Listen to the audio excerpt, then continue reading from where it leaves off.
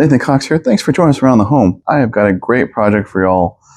I'm going to be redoing the flooring here in my basement. It's got nasty, just destroyed carpet right now. I got seams coming apart. I've got pet stains all over the place. And I've shampooed the crap out of this thing, but it is just so worn out and so terrible. It's got to go. I've got a little bit of tile over here by the kitchenette. I've got a little bit of tile over there by the fireplace. We're going back and replacing it with a rigid core vinyl plank flooring, and it's going to be beautiful. All right, so how about you just come over here with me and I'll show you the flooring that we're putting in. So it's a rigid core vinyl. Hey, oh, even Ellie's gonna come by and say hello. Check that out. It's pretty nice, isn't it? Rigid core meaning that it's stiff, like so. Okay, see, I can hold it up with one hand and it doesn't just flop down. All right, now it does have a little bit of give to it, but this means you can actually install this over most existing hard floors without having to tear them out. Now, I've got carpet here, so that doesn't really apply for this situation, but it is a very nice flooring here. So let's be more specific. First, it's 100% waterproof, which is awesome. Okay, next, it's a locking tongue and groove system. It is a 5mm thick with 1mm pad built in the back already. All right, it has a limited 35-year residential warranty and 15-year commercial warranty on it. All right, it is a Sam's Club exclusive flooring line. The only place you're going to be able to buy it from is either in the warehouse stores or online. But they do that to help keep the prices low, and they do. I've already installed a number of these, especially the laminate line. I have a few videos that were completely unsponsored, which I've already done. And this here just had my friend Philip run into Sam's Club here like a week or two ago and verified that here in Springfield, Missouri, this flooring is $1.89 a square foot. That's an amazingly quality flooring for an amazing price. This flooring here specifically is an SPC, not an LVT. You're probably wondering, what does all that mean? Okay, what that means is this is a stone plastic composite flooring versus your LVT, which is a luxury vinyl tile. Okay, the SPC, or the stone plastic composite, is just a little bit tougher floor. Okay, that's why it's got such a great warranty on it. Now, I need to tell you guys, this is, yep, high five, a sponsored video with Select Services, which means, let me tell you what it means when it doesn't mean. It means that they were gracious enough to send me this flooring. It does not mean that this is a paid advertisement. There are certain things I need to tell you guys about, which really just boil down to the proper, ways to install this, following the manufacturer's guidelines, and not to void your warranty. So I'm going to help you guys through the process of installing it, but the video is mine, not scripted, and the additional tips and tricks are also mine. Okay? That's what it means. So let's get going. Okay, right off the bat, I'm sure you guys have lots of questions because you know what? I definitely would if I was just watching this. All right, that little flooring creeper I'm rolling around on, we'll get to that. I got a whole other video on that, so you can see that here. But what I'm doing here is cutting up the carpet into manageable strips. You see they're like less than 4 feet wide. I'm trying to make them where they're not too fat either, so I'm going to cut this one in half. That way I can just take some duct tape, as you see here, roll it up. It's very easy to take around the front of the house and dispose of later. The whole idea of this is let's keep it, let's keep this thing simple. Let's keep it manageable. Get rid of this stuff. You can see I've got gloves on. Those are leather gloves, and I use leather gloves for a reason because the tack strips are full of rusty old nails. Plus, there's other things you might find underneath the carpet that you're not expecting. Plus, carpet is pretty dirty, so that's why I got the glasses and the whole gator thing going on, dust mask. All right, so here, the tack strip, if you got a concrete subfloor, is going to be glued on, so that's got to be scraped up real good. This is a 14-inch flooring scraper, with a full handle like that, makes it real easy to get the majority of it up. It's got to get cleaned up a little bit better than that. Now here comes the tack strip. Tack strip is never fun, is it? Okay, but standard crowbar and a hammer makes short work of it. Please make sure to catch any stray nails if anything pops loose. This is what I was talking about. This is a carpet razor blade. Found 3 of those under this carpet here in this room. That's not uncommon.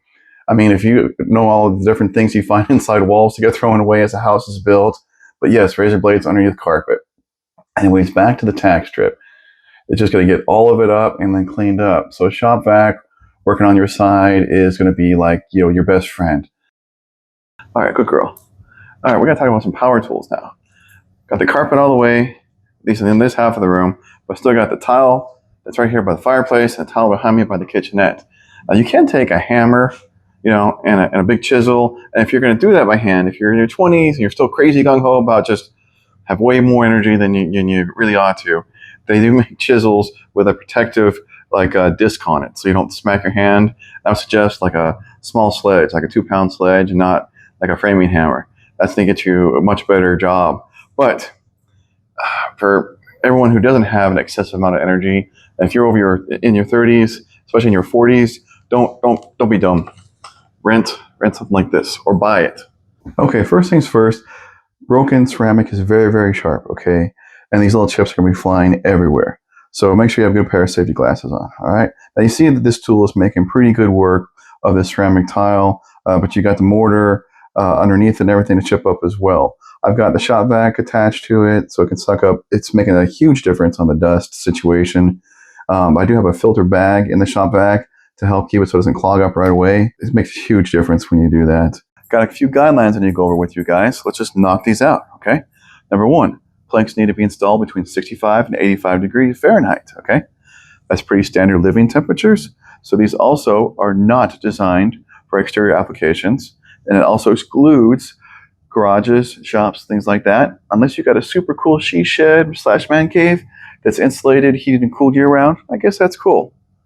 All right, number 2, the planks need to be acclimated in the room where they're at to be installed for 48 hours before installation takes place, okay? That's 2 full days of getting used to the temperature and humidity before the installation starts, okay?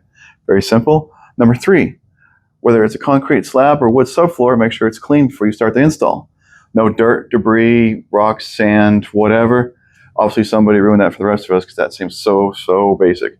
Okay, number 4, we need to vary the planks, okay? So do not just take one box, install it, next box, install it. You need to open up multiple boxes and mix up the different stacks so that if there is any color variation whatsoever or shade variation, it is naturally mixed in with the floor and looks natural. This is great for laminate floors, hardwood, vinyl plank, whatever you're using, you should be mixing up the boxes.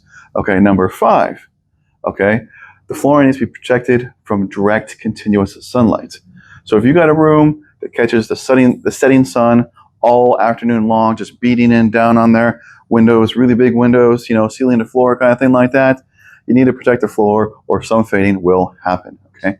And then number 6, do not use any adhesives with the installation of this floor. This is a floating floor. It needs to be able to expand and contract naturally, and that's just going to void the warranty. That one will actually void the warranty. Right? Simple, easy. Let's move on to the next step. Starting off your floor correctly is very important because it really sets a tone for the whole room. So let's get started.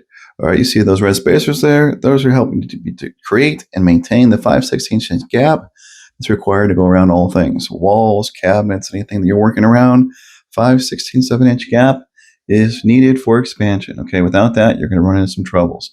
Now we're going to talk about installing over a concrete slab because that's what we're doing here. But if you have different situations, I will have a link in the description down below for the PDF file from Select Services. And they'll have just about every situation that you need to know about. Lots of information there. Okay.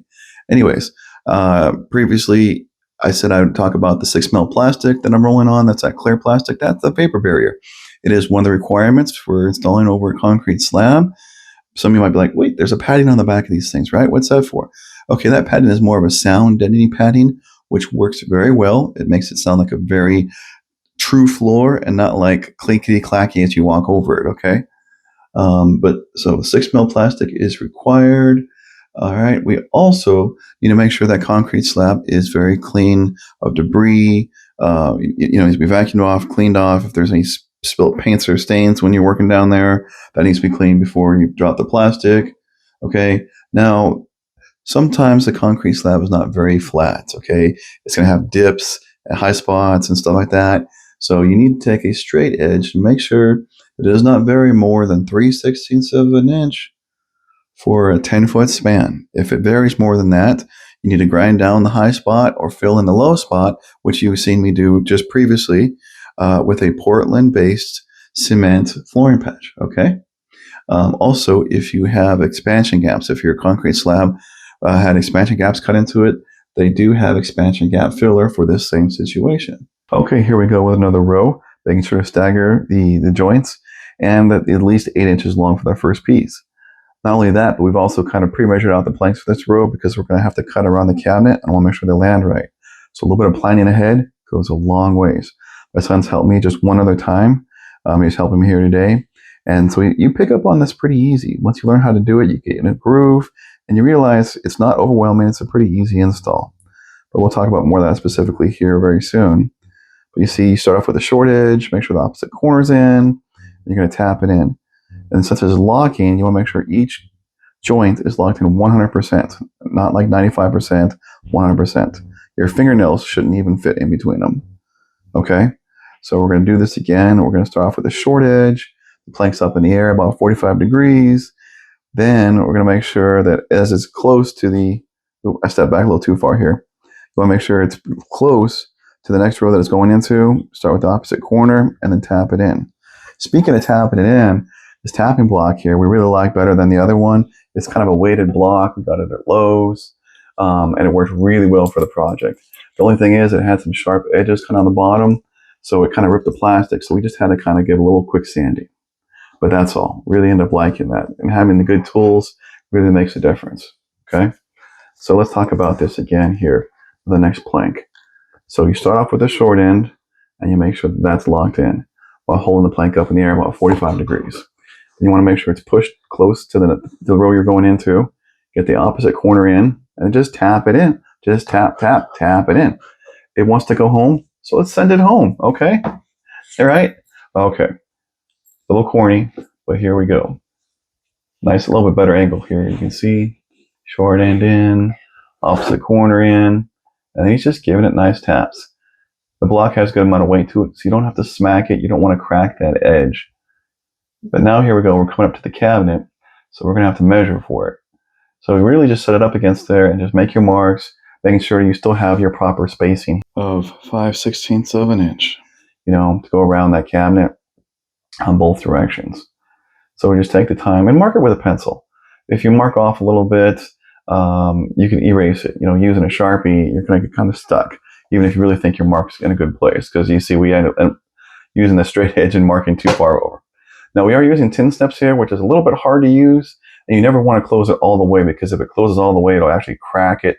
So make sure you're making small cuts, keeping that edge open, or you can use a little jigsaw.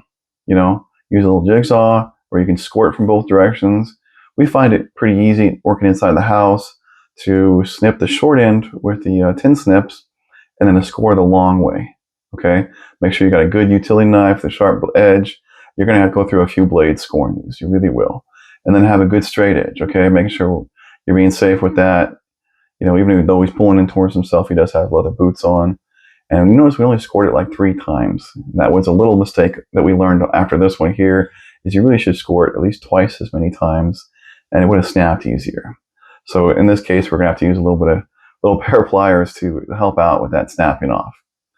But after that, we get it snapped off and cleaned up, and it's going to be good to go. Okay, if you notice in the background there, we've got a cutter, and it's really great. These things are made to cut your vinyl plank, your laminates, things like that. They're clean, they're easy to use. Even though my son's using it here, my wife and daughter even jumped in. Really great way for cutting the lengths of these planks. So here we go. We don't want to, when you go around things, you got to be careful, because sometimes there's trim hanging out or this and that.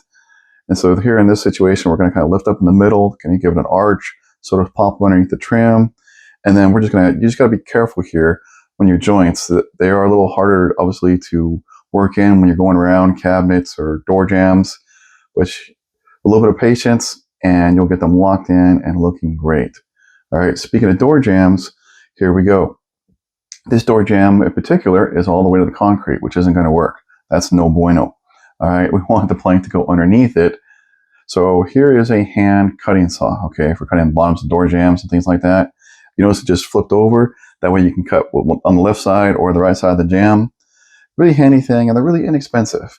Now I should have added a little spacer on the bottom of this plank, which I actually end up doing later, which you don't see in the video. A very thin piece of cardboard, just giving me an extra 1/16 of an inch lift on it to make it easier to slide in and out. Now the oscillating saws, okay, most of you know what these things are. They're very fun to use, come in handy a lot of different places, especially things like this. So if you can, find a reason to buy this for your project, do so. Now, if you notice there, I'm going fairly deep because you're going to cut all the way through the door jamb and almost to the wall stud, okay? But using that little piece of scrap flooring there gives you a good, spacing there for that. And then you got to wrap it around for the trim as well. So the trim on both sides of this door jamb got to be cut and shipped out. And you notice here, I'll flip the blade over to the side a little bit, and then we're gonna get the back side here because this is in a closet. So it's really hard for me to be in the closet. That's another handy thing of these little oscillating saws. But as you see, it doesn't take too much work to get all the way through there. And we're gonna make sure all those little chips are out. Yeah, just smack the camera tripod, right? All right, once all these chips are out, now we can check to make sure it's gonna slide underneath. There we go, a little snug still, but good to go. Okay, here we are working on along the back side of the cabinets. We got to run backwards here. It is possible. It is just a little bit harder to do. Okay, Maddie would rather be doing this. I tell you what, I had to speed this up really fast. Started off with 4 rows of flooring before I started going backwards, and I found if you just kind of tip it, slide it in there, and then kind of slide it back and forth, left and right, it locks in pretty good. It's just a little different. So you're probably wondering what to do with that last row of flooring when it's obviously too tight to get your tapping block in. Well, you need a pulling bar. This one here, you see I've added some extra felt to it because I wasn't happy with those 2 little bitty tabs. But the idea is real simple. You just hold the one end over the edge of your flooring plank, and you're going to tap it in with a hammer. That's really it. Works great. Okay, door jambs can be tricky. I need a little assistance here because sliding it sideways is hard. So I took a scrap piece that could still lock in. That way I'm not damaging the tongue of the piece I'm keeping, okay? Now here is going in the other side, and this is also going to be kind of hard because you can't flex it properly. You got to really work it and kind of keep flexing and bending it. Watch out for dogs jumping over your head, and just kind of keep pulling it into place. It's a labor of love here. You just got to take your time, but it will come together. Just keep checking and keep working it. But now this is the part that feels good. Putting the trim back on. These are the finishing touches. Make this beautiful floor just shine. Okay. Baseboards going back in place because I numbered them all, so I know where they go. I got to trim these little pieces of trim on the cabinet to get some quarter round in. Just one more little finishing touches to make everything look top notch here. Oscillating saw coming in handy again. There we go. Pop that little piece off and boop. And here goes the quarter round. Here we go. Now we are ready to really enjoy this. But first, got to clean it up because the dogs, of course, brought a lot of dirt in. But then it is so much quicker and easier to clean than the carpet. Because when I'm done, it's all the way clean. That's it. No shampooing, no mess, no wet floors for long periods of time. And we're done. And we're so done that we got to kick our feet up and relax. Well, everybody, thanks so much for joining me on this big project because it's been a big project. But we did so much. But this flooring is really the showcase of the thing. Okay, yes, we got new paint color and this and that. And repainted the trim, but this flooring really sets it all off. And a lot of people don't realize that at first when they go to remodel their house or even just a room, how much the flooring can make a difference, okay? There's a beautiful flooring. I'm so happy with this. Family's loving it. And it's so easy to take care of, as you guys just saw. Hey, if you guys want it yourselves, remember select services is only sold at Sam's Club, whether it's in the warehouse or online. And I'll have links in the description down below so you can get it yourself. Thanks again so much for watching. Please share this video so you can inspire your friends and family, etc. You guys have a great one.